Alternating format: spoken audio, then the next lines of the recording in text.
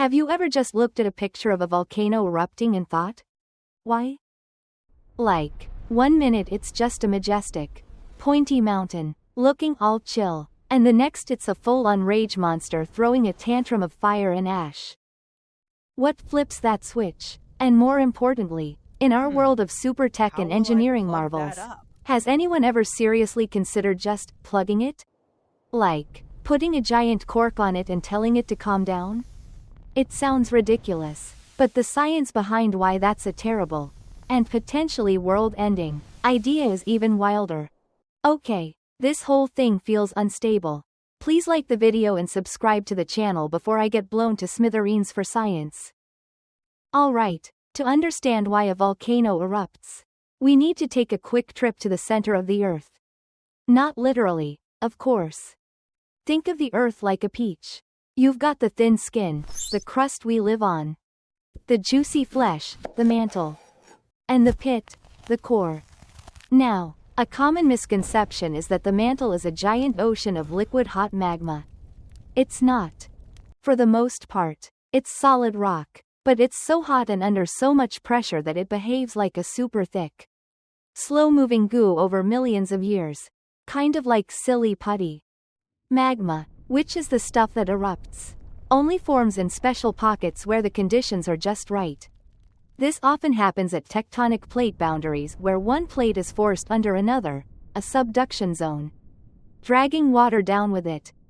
This water lowers the melting point of the mantle rock above, creating magma. It can also happen at hot spots, where a plume of extra hot rock rises from deep within the Earth. So, you have this pocket of molten rock, or magma chamber, sitting beneath the surface. Why does it decide to come up?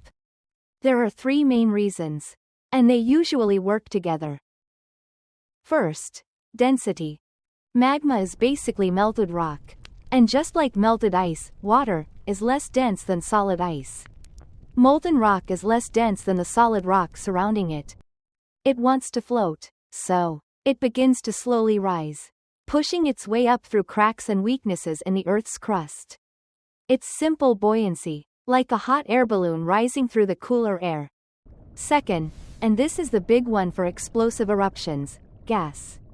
Magma is full of dissolved gases, mostly water vapor, carbon dioxide, and sulfur dioxide. Down deep, the immense pressure keeps these gases dissolved, just like the CO2 in a sealed can of soda. But as the magma rises, the pressure drops. And what happens when you pop the tab on that soda can? The gas comes out of solution and forms bubbles. Now, imagine that happening with miles of molten rock. The bubbles form and expand violently. This process, called exsolution, can cause the gas to expand to thousands of times its original volume. This rapid expansion is what turns a sluggish flow of magma into a cataclysmic explosion, blasting rock, ash, and gas miles into the atmosphere. Third, new magma injection. Sometimes, a magma chamber is just sitting there, relatively stable, until a fresh batch of hot magma from deeper down is injected into it. This is like overpumping a tire.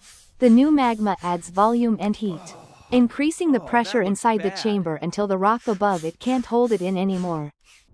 The whole system fractures, and boom, eruption. But not all tantrums are the same. The type of eruption depends entirely on the magma's personality, specifically its viscosity. Think of it like honey versus water. Magma that's low in silica, called basaltic magma, is runny like warm honey. Gases can escape from it easily, so you get those spectacular, relatively gentle lava flows you see in Hawaii. But magma that's high in silica, called rhyolitic magma, is thick and sticky like peanut butter. It traps those expanding gas bubbles until the pressure becomes unbearable. That's when you get the Mount St. Helens-style mega explosion, a violent, catastrophic release of pent-up energy. So, that's the why. Now for the fun part. Can we stop it? Spoiler alert. Absolutely not. And here's why our best ideas would fail spectacularly. Idea number 1. The giant cork. Let's just plug the volcano's vent. This is probably the most intuitive idea. and also the most catastrophic. A volcanic eruption is driven by immense, unimaginable pressure. Capping the vent is like putting your thumb over the top of that violently shaken soda can. The pressure doesn't just go away, it builds and builds. You're not preventing an eruption, you're just forcing it to become an even more powerful one. The pressure will find another way out, or build until it blows the entire top of the mountain off, instead of just clearing its throat. Idea number 2. Cool it down. Okay, if it's hot rock, let's just cool it with water, right? People have actually tried this on a very small scale, successfully diverting slow-moving lava flows in Iceland in 1973 by spraying them with seawater. But that's like using a garden hose to stop a slow leak. Stopping an eruption is a whole different ballgame. A large eruption can release thermal energy equivalent to the entire world's electricity consumption for a whole year, all in a matter of hours.